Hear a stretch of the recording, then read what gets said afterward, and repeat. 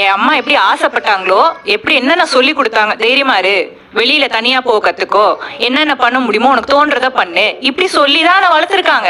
அதை நான் அட்டெம்ப்ட் பண்ணும் போதே என்ன தடுக்கிறாங்க, டிசிப்ளின்ற பேர்ல தடுக்கிறாங்க.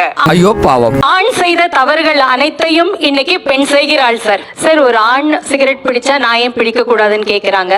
ஆண் மட்டும் மது குடிக்கிறான், அப்ப நான் ஏன் குடிக்க கூடாதுன்னு கேக்குறாங்க. திருமணங்கள்ன்றது இன்னைக்கு எத்தனை திருமணம் வேணாலும் செஞ்சுக்கலான்ற மாதிரி ஆயிடுச்சு. அது எல்லாமே வந்து பண்ண முடியாது இல்ல சார்.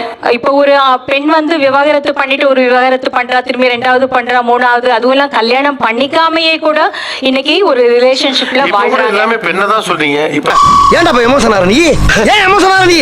ஒரு திருமணம் 2வதா நடந்துச்சுன்னா அவங்கள ஒருத்தர் திருமணம் பண்ணிப்பார்ல. ஆமா சார். அவரும் அது சம்பந்தப்பட்டிருக்காருல்ல. ஆமா சார். அப்புறம் எப்படி அது அந்த அது பெண்ணை பத்தி மட்டுமே சொல்றீங்க? கரெக்டா சொல்றானே.